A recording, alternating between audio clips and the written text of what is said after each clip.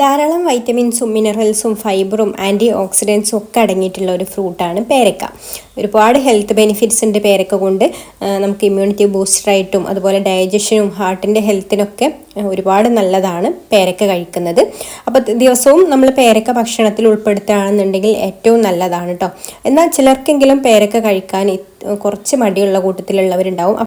അങ്ങനെ പേരക്ക കഴിക്കാൻ മടിയുള്ളവർക്ക് വേണ്ടിയിട്ടുള്ള ഒരു റെസിപ്പിയാണ് കേട്ടോ ഇത്.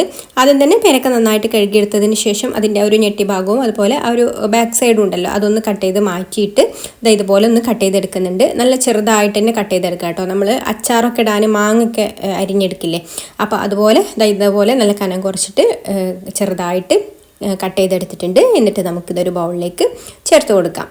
അപ്പോൾ അതാ ഞാൻ ഒരു പേരക്ക വെച്ചിട്ടാണ് കേട്ടോ. നമ്മൾ കഴിക്കുന്നതിനനുസരിച്ചിട്ടുള്ളത് ഒരു പേരക്കൊക്കെ മതിയല്ലോ. അപ്പോൾ കുറേശ്ശെയാണെന്നുണ്ടെങ്കിലും ഇതുപോലെയൊക്കെ കഴിക്കുകയാണെന്നുണ്ടെങ്കിൽ ഏറ്റവും നല്ലതാണ്. അപ്പോൾ അത് ബൗളിലേക്ക് ചേർത്ത് കൊടുത്തിട്ടുണ്ട്. ഇനി അതിലേക്ക് ഒരു ചെറിയ കഷ്ണം സവാളയാണ് എടുത്തിട്ടുള്ളത്. അതും നല്ല പൊടിയായിട്ട് അരിഞ്ഞെടുക്കണം. സവാള ഒട്ടും തന്നെ കടിക്കാത്ത രീതിയിൽ വേണം കേട്ടോ അരിഞ്ഞെടുക്കാൻ വേണ്ടിയിട്ട്. അതുകൊണ്ട് നല്ല പൊടിയായിട്ട് അരിഞ്ഞെടുക്കുക.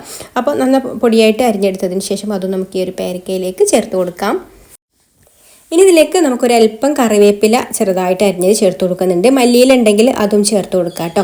പിന്നെ ഇതിലേക്ക് പാകത്തിനുള്ള ഉപ്പ് ചേർത്ത് കൊടുക്കാം. അതുപോലെ എരിവിന് ആവശ്യമായിട്ടുള്ള മുളക് പൊടിയാണ് ചേർത്ത് കൊടുക്കുന്നത്. ഇനി ഇതിലേക്ക് നമുക്കൊരു 1/4 ടീസ്പൂണ് ചാറ്റ് മസാലയാണ് കേട്ടോ ചേർത്ത് കൊടുക്കുന്നത്. ചാറ്റ് മസാല ചേർത്ത് കൊടുക്കുന്നതോട് കൂടിയിട്ട് അറിയാമല്ലോ ആ ഒരു പേരക്കയുടെ ടേസ്റ്റ് തന്നെ മാറി മറിയും. അപ്പോൾ അതും കൂടെ ചേർത്ത് കൊടുക്കാം. ചാറ്റ് മസാല ഇഷ്ടമില്ലാത്തവരാണെന്നുണ്ടെങ്കിൽ ഇനിയിപ്പോൾ കയ്യിലില്ലാത്തവരാണെന്നുണ്ടെങ്കിൽ ഇതുപോലെ കഴിച്ചാലും നല്ല ടേസ്റ്റ് ആട്ടോ. ആ ഒരു കറിവേപ്പിലയുടെ ഫ്ലേവറൊക്കെ നന്നായിട്ട് കിട്ടും. ഇതുപോലെ സ്പൂൺ കൊണ്ട് മിക്സ് ചെയ്തെടുക്കുന്നതിന് പകരം നിങ്ങൾക്ക് വേണമെന്നുണ്ടെങ്കിൽ കൈകൊണ്ട് നന്നായിട്ടൊന്ന് മിക്സ് ചെയ്ത് കൊടുക്കുകയാണെന്നുണ്ടെങ്കിൽ ആ ഒരു കറിവേപ്പിലയുടെയും ഉള്ളിയുടെയും ഒക്കെ ഫ്ലേവർ നന്നായിട്ട് പേരക്കയിൽ ഒന്ന് പിടിക്കും കേട്ടോ. അപ്പോൾ നമുക്കൊക്കെ കഴിക്കാനുള്ളതാണെന്നുണ്ടെങ്കിൽ ഇതുപോലെ തന്നെ അങ്ങോട്ട് ഒന്ന് മിക്സ് ചെയ്തെടുത്താൽ മതി. അപ്പോൾ നന്നായിട്ട് ആ ഒരു ഫ്ലേവറൊക്കെ പേരക്കയിലേക്ക് ഇറങ്ങി വരും. ഇനി ഇതങ്ങോട്ട് കഴിച്ചാലുണ്ടല്ലോ അടിപൊളി ടേസ്റ്റാണ് കേട്ടോ. അപ്പോൾ പേരക്ക ഇഷ്ടമില്ലാത്തവരൊക്കെ ഇതുപോലെ ഒന്ന് ട്രൈ ചെയ്ത് നോക്കൂ. വീഡിയോ ഇഷ്ടമായിട്ടുണ്ടെങ്കിൽ ലൈക്ക് ചെയ്യാനും ഷെയർ ചെയ്യാനും അതുപോലെ നമ്മുടെ പേജ് ഫോളോ ചെയ്യാനും കൂടി മറക്കരുതേ.